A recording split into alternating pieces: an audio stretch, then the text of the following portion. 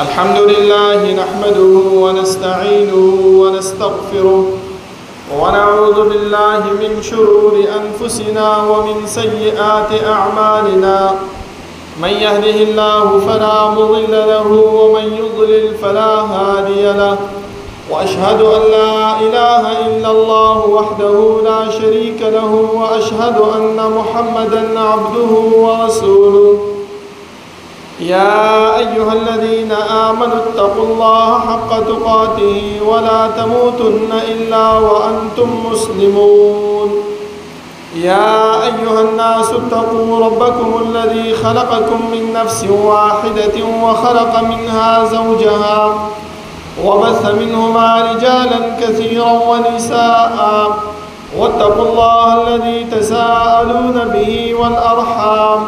إن الله كان عليكم رقيبا يا أيها الذين آمنوا اتقوا الله وقولوا قولا سديدا يصلح لكم أعمالكم ويغفر لكم ذنوبكم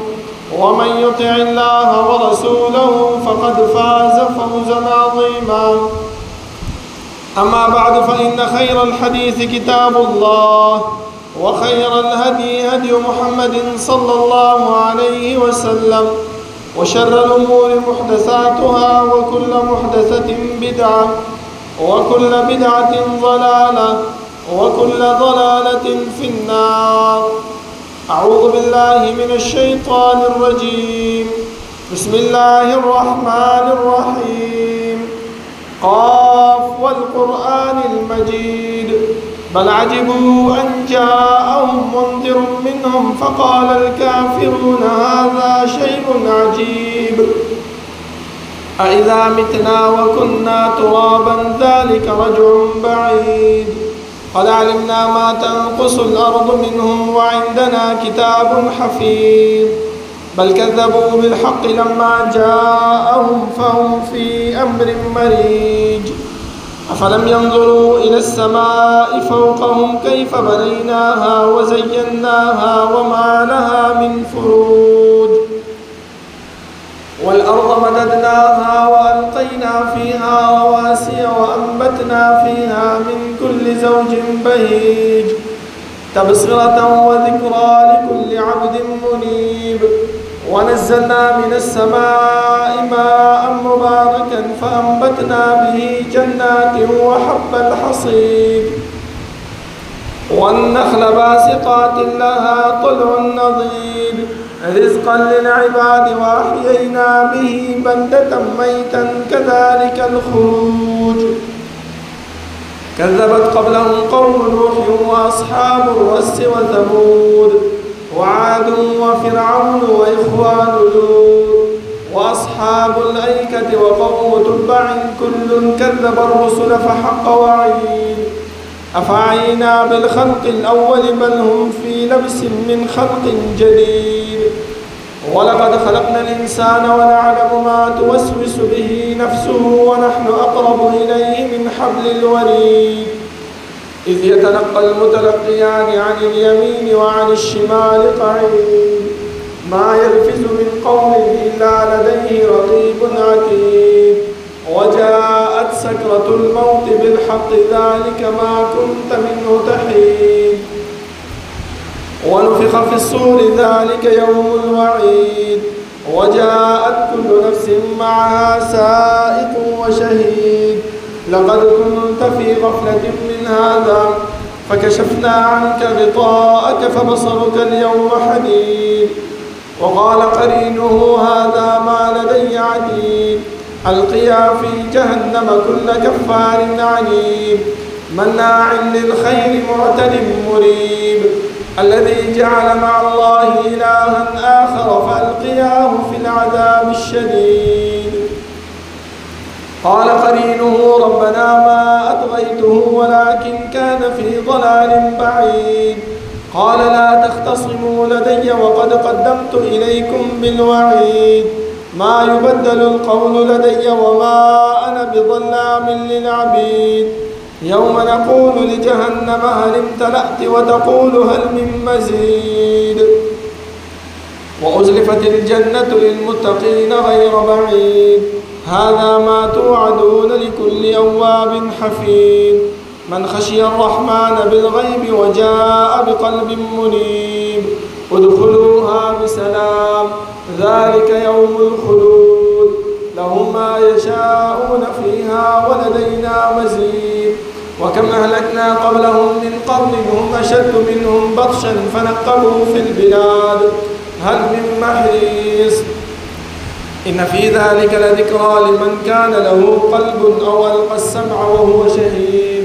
ولقد خلقنا السماوات والأرض وما بينهما في 6 أيام وما مسنا من لغوب فاصبر على ما يقولون وسبح بحمد ربك قبل طلوع الشمس وقبل الغروب ومن الليل فسبحه وأدبار السجود واستمع يوم ينادي المناد من مكان قريب يوم يسمعون الصيحة بالحق ذلك يوم الخروج إنا نحن نحيي ونميت وإلينا المصير يوم تشقق الأرض عنهم سراعا ذلك حشر علينا يسير نحن أعلم بما يقولون وما أنت عليهم بجبار فذكر بالقرآن من يخاف وعيد. اللهم صل على محمد وعلى آل محمد كما صليت على إبراهيم وعلى آل إبراهيم إنك حميد مجيد. اللهم بارك على محمد وعلى آل محمد كما باركت على إبراهيم وعلى آل إبراهيم إنك حميد مجيد. بسم الله الرحمن الرحيم. محمد رسول الله والذين معه أشداء على الكفار رحماء بينهم. وقال تعالى والسابقون الأولون من المهاجرين والأنصار والذين اتبعوهم بإحسان رضي الله عنهم ورضوا عنه. الله رب العالمين حمد وثناء او جناب محمد رسول الله صلى الله عليه وسلم باندې درود او سلام نبات زما معزز او محترم الله رب العالمین چې مونږ پیدا کړیو زمونږ د پیدایش مقصد هغه محمد او بیکارا او عبث نو بلکې الله رب العالمین مونږ چې د دنیا ته راغلیو زمونږ د کامیابی او د فلاح لپاره الله رب العالمين دا آدم عليه الصلاة والسلام ندیولی تر جناب محمد رسول الله صلى الله عليه وسلم پورے انبیاء اکرام راولے گل او دی انبیاء ہوتے دا ڈیوٹی حوالہ کرا چه خپل امت تلار شے او خپل امت زمان نعمتونو نا خبر کئی او زمان عذاب نے هم خبر کئی کم خلق چه دا انبیاء اکرام پلار بان روان شی دا وہ خبر اومنی دا هغو اطاعت وکړي الله رب العالمین د داسې خلکو لپاره نعمتونه او جنت تیار کړی دی او کوم خلک چې د داسې پیغمبرانو په لار باندې روان نه شي د هغې تابعداري ونه کړي د هغې اطاعت ونه کړي الله رب العالمین داسې خلکو لپاره عذاب او جهنم تیار کړی دی زما محترمو الله رب العالمین په صفاتو کې دا صفت موجود دی چې رب العالمین انسان چې په دنیا کې څه کوي د هغې تپوس او پوښتنه به الله رب العالمین د دې انسان نه کوي ځکه الله رب العالمین د دې خبرې نه د انسان په زړه کې دا خبره را نشي چې الله رب العالمین مونږ چې په دې دنیا کې کوم کار کوو د هغې نه دا خبره دی او هېڅ پته ورته نشته نه الله رب العالمین خپله فرمایي چې ولله ملک السماوات والارض وان تبدوا ما في انفسكم او تخفوه يحاسبكم به الله کوم کارونه چې انسان ښکاره کوي او که پټ کوي الله رب العالمین به دې انسان نه تپوس کوي نو چې الله رب العالمین ته پته ده نو بیا ولې زموږ نه تپوس کوي د دې د وجې نه چې دا انسان د خپلو اعمالو نه منکر نشي ځکه الله رب العالمین دغه خبره هم موږ ته په قرآن کریم کې بیانه کړې ده چې کله دا مشرک بنده دا د الله رب العالمین مخې ته ودرېږي او الله رب العالمین ته تپوس کوي چې انسانه ته زما د مخې ته د ودرېدو نه منکر وې تا ما سره شرک کړی و هغه به ورته وایي چې والله ربنا ما كنا مشرکین چې الله موږ په دنیا کې هیڅ قسم د شرک نه و کړی نو دې وجې نه الله رب العالمین دا تپوس او دا پوښتنه کوي او موږ سره کرامن کاتبین هم مقرر کړي دي هغه کرامن کاتبین زمونږ یو عمل او یو خبر هغه زمونږ لیکي چې سبا الله رب العالمین مخې ته او زمونږ مخې ته هغه حاضر شي زما محترمو الله رب العالمین چې کله رسول الله صلی الله علیه وسلم دنیا ته را مبعوث کړو نو د مبعوثیت سره الله رب العالمین دې پیغمبر ته داسې ملګري او داسې دوستان او داسې صحابه کرام ور نصیب کړو ورکړل چې هغه په خپل منځ کې مینه او محبت کوونکي وو ځکه د دې صحابه کرامو سره مینه او محبت دا زمونږ د ایمان برخه ده او دا زمونږ د ایمان جز دی ځکه رسول الله صلی الله علیه وسلم فرمایي چې زما دې ملګرو ته زما دې اصحابو ته کنځل مه کوئ ولې که یو انسان د احد د غر عمره سره زر راوالي او د الله رب العالمین په لاره کې انفاق وکړي خرچ کړي زما دې ملګرو نیمې حصې ته هم نشي رسېدلی دا زمونږ د ایمان او د عقیدې جز دی چې موږ به دې صحابه کرامو سره به مینه او محبت ساتو ولې ځکه د دې خپل منځ کې هم یو قسم د ډېر تعلق او مینه او محبت الله رب العالمین هم فرمایي چې محمد رسول الله والذین معه اشداء علی الكفار رحماء بینهم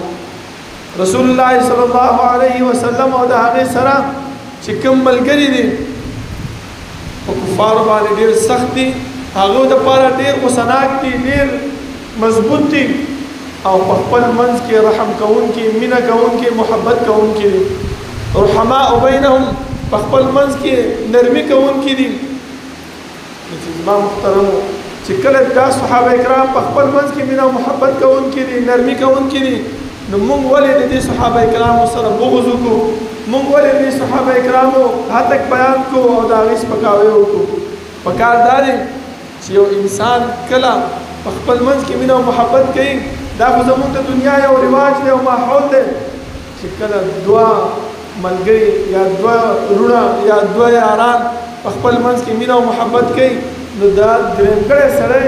هغې سره حسد کوي هغې سره چې دی نو بغض ساتي چې یاره دا دواړه ولې خپل منځ کې مینه او محبت کوي دا دواړه ولې خپل منځ کې چې دی نو یو بل سره ښایسته تعلق دی او الله رب العالمین د داسې خلکو نه بیا راضي کېږي الله فرمایي چې رضي الله عنهم ورضوا عنه واعد لهم جنات تجري من تحتها الانهار الله رب العالمین هم ترې راضي دی او دوی هم د الله نه راضي دي او په دې محبت په وجه باندې د دې ایمان په وجه باندې الله رب العالمین داسې خلکو له جنتونه تیار کړي چې د هغې د لاندې نهرونه بهیږي زما محترمو یو څو واقعات به زه تاسو ته بیان کړم چې دې صحابه کرامو په خپل منځ کې مینه او محبت ساتلی دی لکه دا د عاشورې او د محرم میاشت په موږ باندې روانه ده په دې کې مشهور واقعه هغه د حسین رضی الله عنه د شهادت ده تاسو وګورئ چې کله معاویه رضی الله عنه د یزید دپاره بیعت اخیستلو په خپل ژوند کې نو دې صحابو د هغې د بیعت نه انکار وکړو چې په هغې کې جلیل القدر صحابو عبدالله ابن عمر رضی الله عنه عبدالله ابن زبیر رضی الله عنه حسین رضی الله عنه دغه شان نور جلیل القدر صحابه موجودو دا ټول په هغه وخت کې د دې خبرې او د دې فتنې نه د بچ کېدو دپاره ولې د دې خپل منځ کې رحماء بینهم تعلق چې یاره موږ د معاویه رضی الله عنه سره په جنګ کې را نشو او دې فتنه کې واقع نشو نو د مدینې نه هجرت وکړم چې د مکې ته راغلل معاویه رضی الله عنه هلته واپسې ورغی خو خبره ونه شوله تر دې پورې چې کوفیانو ته دا معلومات وشو چې د حسین رضی الله عنه او د معاویه رضی الله عنه په خپل منځ کې خبره روانه ده هغې ورته خطونه راولېږل چې راشه زموږ طرف ته او موږ به ستا چې دی نو خلیفه به ته زموږ شي او موږ به ستا تابعدار شو تاسو دلته وګورئ چې کله حسین رضی الله عنه خپل تره زوی مسلم ابن عقیل رضی الله عنه کوفې ته ولېږلو او هغې طرف نه هم دا خبر راغی چې یاره دا خلک رښتیا وایي او صحیح ده دلته صحابه کرام تاسو وګورئ په خپل منځ کې څومره محبت کوونکي وو څومره مینه لرونکي وو حسین رضی الله عنه ته دا نصیحت کوي هر یو صحابي تاریخ او تاسو وګورئ چې یو صحابي حسین رضی الله عنه خواله راغی او ورته وویلې چې موږ تا ته نصیحت کوو د الله رب العالمین دپاره چې ته کوفې ته مزه ولې دا د کوفې خلک چې دی نو دا ډېر دوکهباز خلک دی ستا ورور حسن رضی الله عنه په دوکه باندې هغې له یې زهر ورکړه او شهید یې کړو ستا والد صاحب علي رضی الله عنه هغه یې په دوکه باندې شهید کړو او اوس دا نمبر دی دا خلک ډېر دوکهباز دي وګورئ دا محبت او دا رحماء بینهم د دې په منځ کې دا په دې خبره باندې دلالت کوي چې دا صحابه کرام په خپل منځ کې محبت لرونکي وو ځکه الله رب العالمین په بل ځای کې فرمایي قل لا اسألكم عليه اجرا الا الموده في القربى اے پیغمبره ته دې خلکو ته ووایه چې زه تاسو نه په دې مینه او محبت باندې سوال نه کوم څه پیسې درنه نه غواړم څه اجرت درنه نه غواړم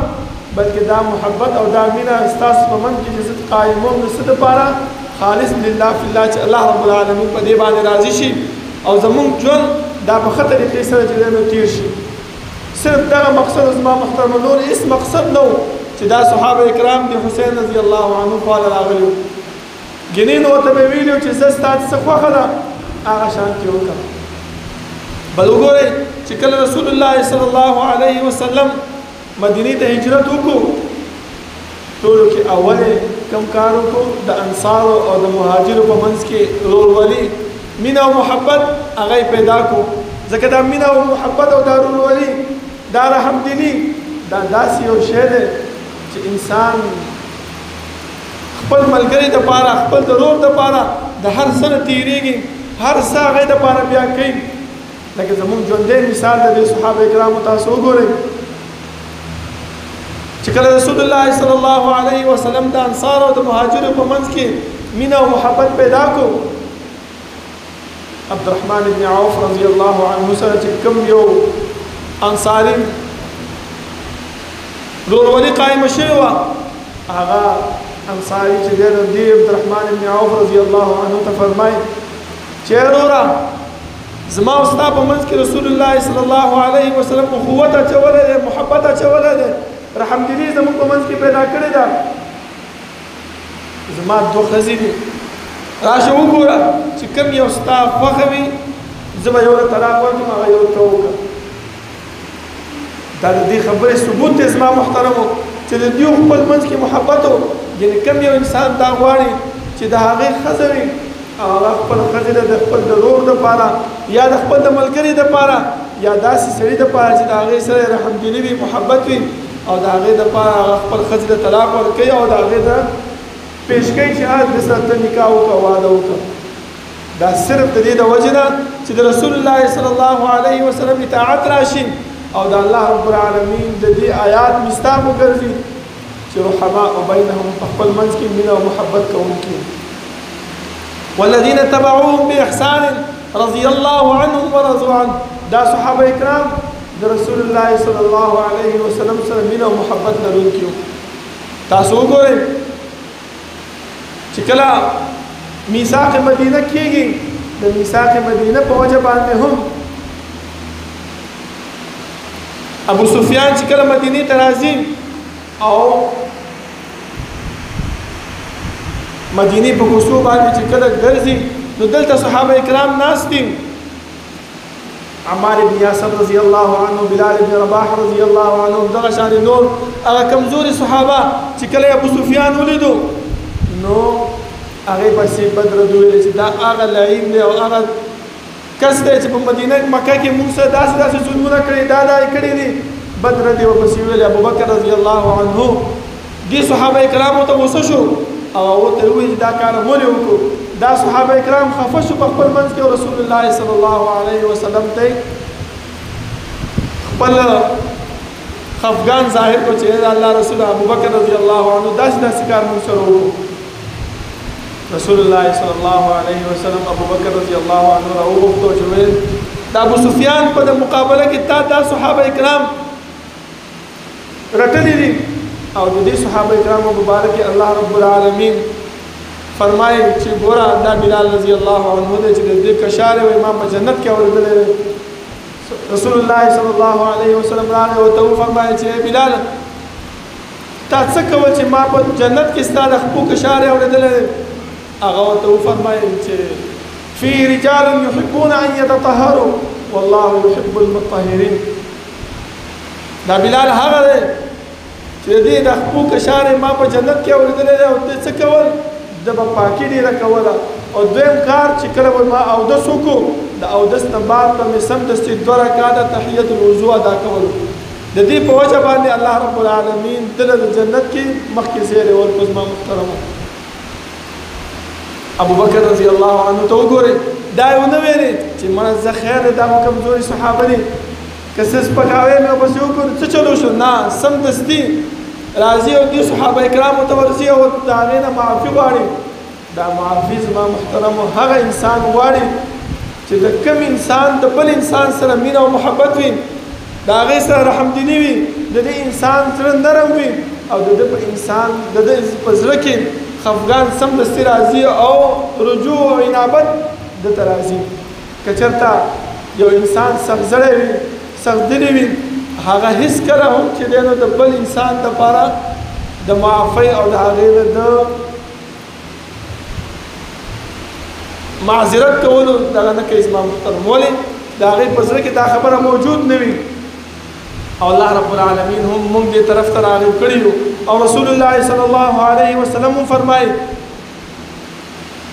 چې زما نه بعد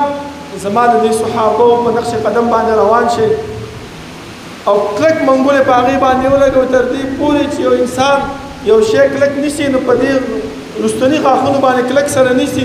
وایي دغه شانې مضبوط منګولې د دې صحابه کرامو په نقش قدم باندې ولګوي نن سبا موږ څه کوو موږ راپاسو او همدغه صحابه کرامو پسې بد رد وایو همدغه صحابه کرامو ته د هغه هتک بیانو د هغې پسې سپکاوی کوو دا زموږ لوی جرم دی زما محترمو دا زموږ د بربادۍ او زموږ د جهنم ته د تګ لوی سبب دی که چېرته موږ خپله نشو نه بیانو او کم از کم چې څوک بیانوي د هغې دفاع خو وکړو که نه د هغې پسې بد رد خو وایو او که چېرته دا هم نشو ویلی الله رب العالمین موږ له یو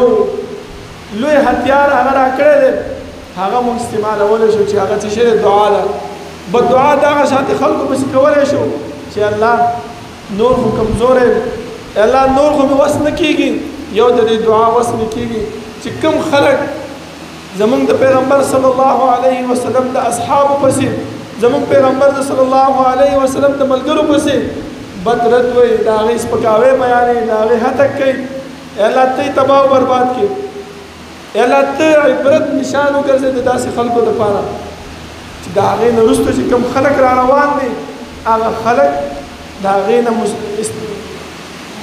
نصیحت حاصل کړي او بیا هغو چې دی د صحابه کرامو پسې بد رد نه وایي تاسو وګورئ چې کله منافقینو عایشه صدیقه رضی الله عنها پسې تهمت ولګولو او دا عایشه رضی الله عنها خپله فرمایي چې وګوره کعب ابن مالک رضی الله عنه غزوه تبوک ته پاتې شو الله رب العالمین د رسول الله صلی الله علیه وسلم په خوله باندې هغې ته وفرمایل چې ستا دعا توبه ما قبوله کړه. همدغه شانتې بل صحابي چې په دې غزوه تبوک کې پاتې شوی و د هغې هم الله رب العالمین رسول الله صلی الله علیه وسلم په جواب باندې هغې ته وویل. او دا عایشه صدیقه رضی الله عنها فرمایي چې زه داسې یو زنانه یم چې الله رب العالمین زما براءت د دې منافقینو نه د 7 اسمانونو بله نه رانازل کړی دی. دا ولې زما محترمو دا د دې د وجې نه چې دغه صحابه خپل منځ کې مینه او محبت لرونکي وو. چې کله دغه تهمت پرې ولګېدو رسول الله صلی الله علیه وسلم دا صحابه کرام را جمع کړل او څه ورته وفرمایل چې د عایشې صدیقه رضی الله عنها په باره کې ماته وفرمایل چې دا څنګه ښځه ده دا څنګه سینۍ ده ځکه ډېره کم عمره وه. صحابه کرام وفرمایل چې د الله رسوله دا ستا بیبي ده او موږ ته د دې په باره کې هېڅ قسم ته خبره معلومه نه ده. ولې چې موږ کله هم دا لیدلې ده نو عاجزۍ کې پاک دامنۍ کې او د ستا په اطاعت او د الله رب العالمین په اطاعت او بندګۍ کې موږ لیدلې ده. لکه تاسو وګورئ چې کله رسول الله صلی الله علیه وسلم وفات کېږي د دې عایشه صدیقه رضی الله عنها عمر هغه 18 کاله او 18 کاله عمر تاسو نن سبا وګورئ دا ډېر ورکوټی عمر دی ډېر کم عمر دی. او د هغې نه بعد بیا دا صحابه خپله فرمایي چې کله موږ ته به په دیني مسله کې کوم مشکل پیښ شو کوم سختي راته پیښ به شوه موږ به ډایرکټ ام المؤمنین خوا نه ورتلو د هغې نه به د مسلې په باره کې تپوس کولو. دا ولې دا د دې د وجې نه چې د دې صحابو په خپل منځ کې مینه او محبت و د دې صحابو په خپل منځ کې الفت موجود زما محترمو. او که چېرته موږ دغه الفت او دغه محبت په خپل منځ کې وانهچو او د دې صحابو دفاع ونه کړو او دا خلک چې کوم د دې صحابو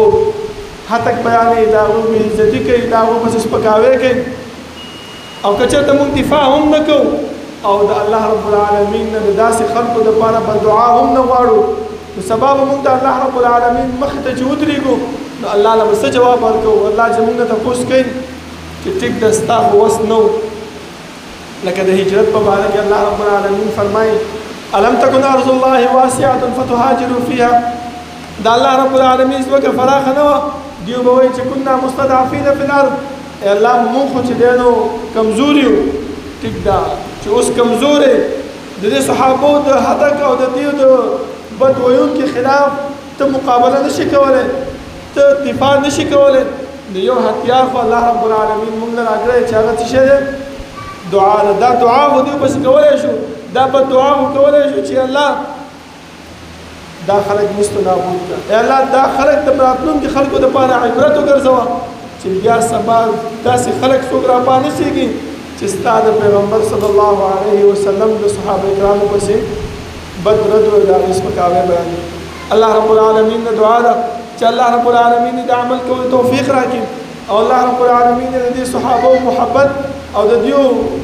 الفت زموږ زړه کې واچوي چې د دیو دفاع وکړو او کوم خلک چې دیو پسې بد رد وایي هغو پسې بد دعا وکړو. اقول قولي هذا واستغفر الله لي ولكم ولسائر المسلمين.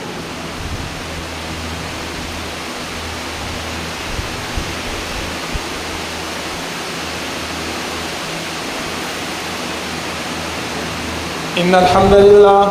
الحمد لله نحمده ونستعينه ونستغفره ونعوذ بالله من شرور أنفسنا ومن سيئات أعمالنا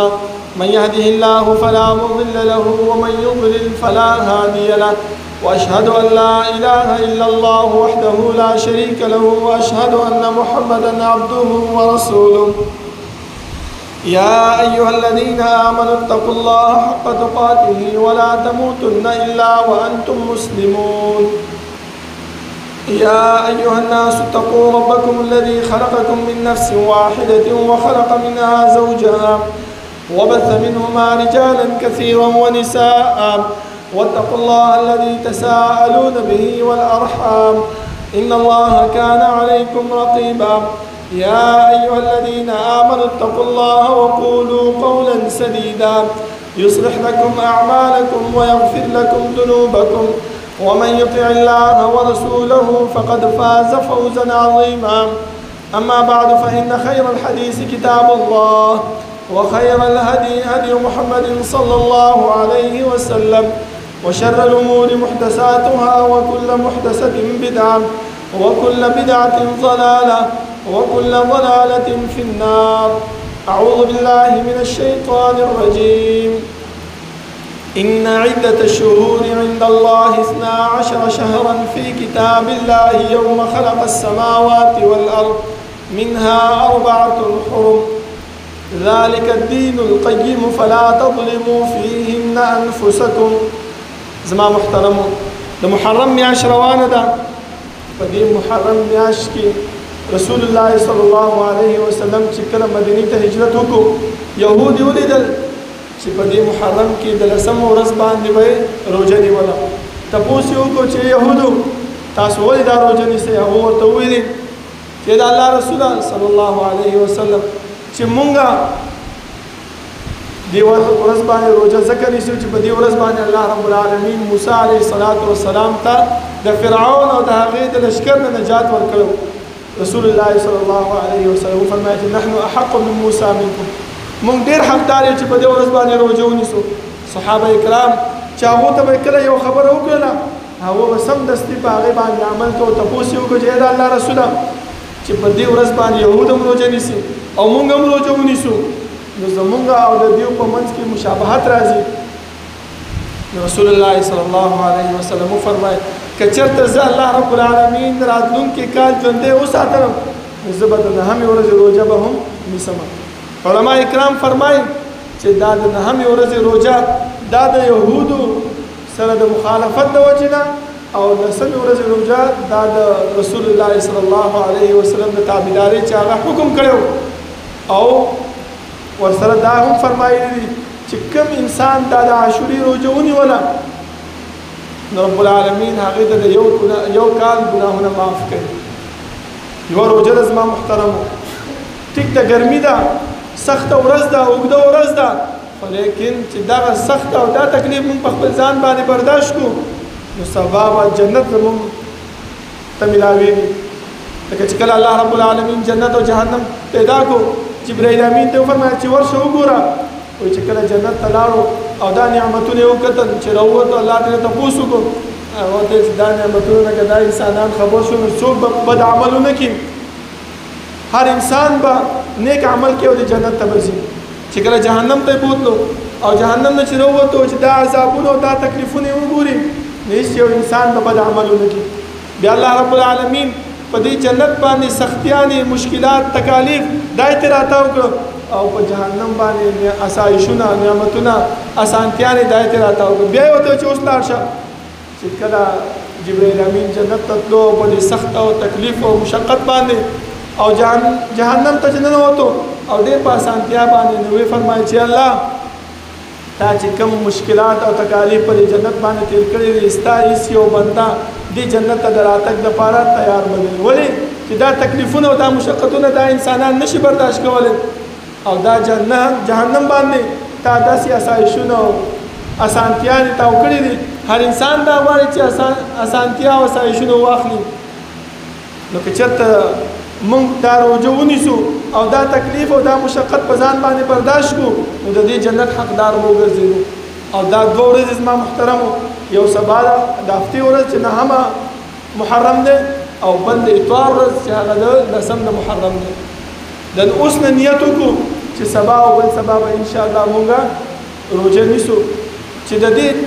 جنت حقدار وګرځېږو او د رسول الله صلی الله علیه وسلم د دې وینا حقدار وګرځېږو چې الله رب العالمین په دې وجه باندې د یو کال ګناهونه معاف کوي او د